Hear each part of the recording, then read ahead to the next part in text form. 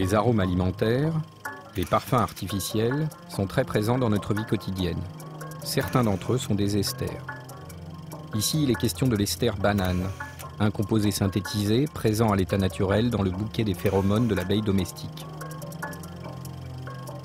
Après l'obtention du produit, sa composition sera vérifiée par deux techniques. Par infrarouge et par résonance magnétique nucléaire. L'expérience consiste à synthétiser cet ester de banane. Pour ce faire, nous allons mélanger un alcool, le 3-méthylbutane-1-ol, et un acide, l'acide acétique. Ici, l'expérience va se faire à reflux, en présence de cyclohexane et d'un appareil d'Instark. On va donc voir nos deux phases, aqueuse et le cyclohexane. Nous éliminons donc la phase aqueuse, comme ceci.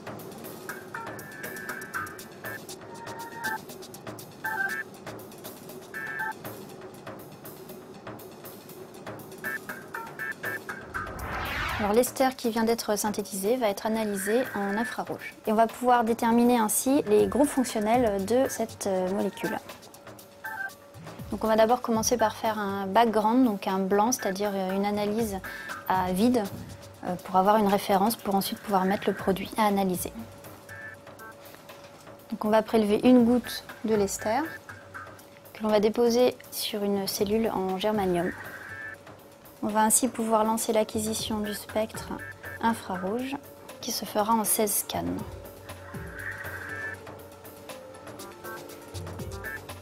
Voilà, donc on va déterminer maintenant les groupes fonctionnels en fonction des nombres d'ondes. Donc là par exemple, nous avons plusieurs petits pics au niveau de 3000 cm-1, ce qui correspond aux liaisons CH qui sont dans les molécules.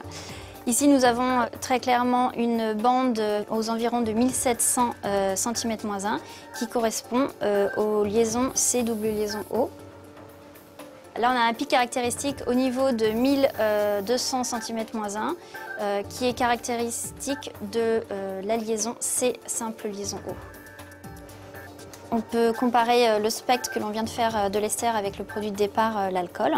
Et on voit bien que la bande caractéristique des liaisons OH qui se trouve ici a bien disparu sur notre spectre de l'ester. Et nous avons eu l'apparition de ce pic-là, qui est caractéristique de la liaison C double liaison O. On peut aussi comparer notre spectre de l'ester avec le spectre de l'acide acétique. Et donc là, on voit bien qu'on retrouve une très large bande qui en fait inclut les liaisons OH et CH de la molécule. Donc là, on vient de faire l'analyse infrarouge de la molécule. Pour aller plus loin dans l'analyse, nous allons faire un spectre RMN pour déterminer la structure complète de la molécule. On va donc préparer l'échantillon pour le passer en RMN. On va prélever une goutte de produit synthétisé, auquel on va rajouter 0,7 ml de chloroforme de terré, le solvant. On va veiller à bien homogénéiser la solution, donc en mélangeant. On transvase le tout dans notre tube RMN à l'aide d'une pipette.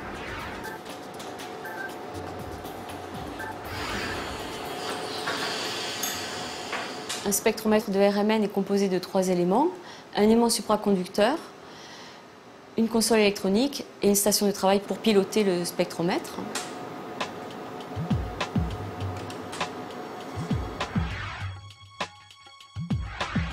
Lorsqu'on tourne un aimant sous des boussoles, elle s'oriente selon les lignes de champ magnétique de l'aimant. Le courant électrique qui alimente la bobine engendre un champ magnétique qui agit sur les aiguilles des boussoles et les oblige à s'orienter selon les lignes de champ. Ici, le champ magnétique est constant. En raison de l'intensité extrêmement élevée du courant électrique qui alimente l'électroaimant, le champ magnétique de ce courant est extrêmement intense. 10 000 fois le champ magnétique terrestre. Avec les deux blocs de fer qui pèsent ensemble 9 tonnes, le champ magnétique est multiplié par 5 et l'intensité de ce champ passe à 50 000 fois le champ magnétique terrestre.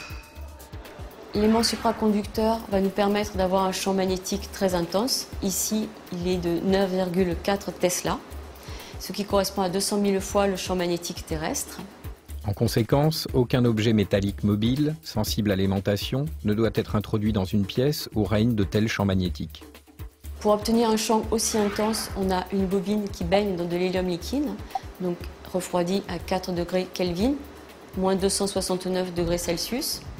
Cette cuve d'hélium liquide est entourée d'une double paroi de vide très poussée, d'une autre cuve concentrique d'azote liquide à 77 K et encore double paroi de vide très poussée. L'échantillon est introduit à l'intérieur de l'aimant, il est à température ambiante et il arrive en haut de la sonde où il y a à température ambiante aussi les bobines de radiofréquence. Et cette sonde est placée au centre du champ magnétique B0.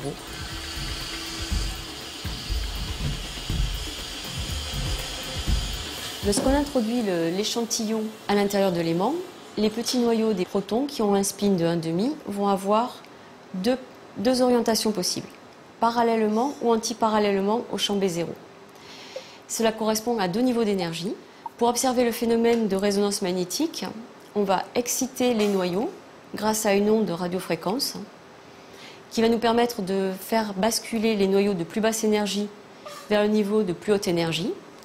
Cette radiofréquence, elle va être appliquée pendant quelques microsecondes.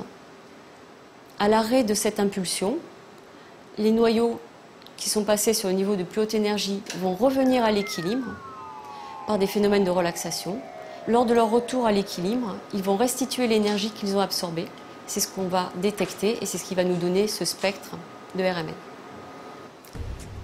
Le champ perçu par chaque proton de la molécule va être différent suivant son environnement chimique et magnétique. Donc en fait, chacun ne va pas percevoir exactement le champ B0, mais un champ qui va être caractéristique de son environnement chimique. Donc on va avoir des déplacements chimiques différents suivant la position de chaque proton dans notre molécule. On peut faire l'acquisition à proprement parler du spectre. L'enregistrement dure quelques dizaines de secondes. On va faire 16 scans, ce qui nous permet d'avoir un rapport signal sur bruit suffisant pour pouvoir détecter le produit. À la fin, on obtient un signal en fonction du temps. C'est une sinusoïde amortie. Nous, ce que l'on souhaite, c'est avoir le signal en fonction de la fréquence. On va faire pour ça une transformée de Fourier. Le déplacement chimique est exprimé en ppm, partie par million. C'est une unité qui nous permet de nous affranchir du champ magnétique sur lequel a été enregistré le spectre de la molécule. Donc on va chercher les signaux caractéristiques de ce produit. On a tout d'abord le CH3 qui est en alpha du CO.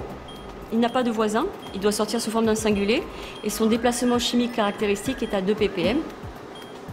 Les 2 protons en position 1, en alpha de l'oxygène, on voit que nous avons un massif à 4,1 ppm. Ces protons 1 ont 2 protons voisins qui sont portés par le carbone 2, donc ils vont sortir sous forme d'un triplet. Les protons 2 ont donc 3 voisins, ils vont sortir sous forme d'un quadruplé. Et on voit bien à 1,5 ppm un massif qui correspond à un quadruplé. Nous avons ensuite les 2 CH3, ces 6 protons sont équivalents et ils ont un voisin, ils vont donc sortir tous les 6 au même déplacement chimique sous la forme d'un doublet à 0,9 ppm. Il nous reste le proton 3, lui il a donc en position 4, 6 protons équivalents voisins et en position 2, 2 protons équivalents voisins. Il va donc sortir suivant la règle de multiplicité sous la forme de 9 raies et effectivement nous voyons bien à 1,65 ppm, un massif qui correspond à 9 raies. Si nous comparons à l'écran les 2 spectres, nous voyons donc bien que le massif qui a le plus été déplacé, c'est le CH2, en alpha de la fonction alcool ou ester. Et maintenant, on va comparer un alcool et un ester préparés par des lycéens.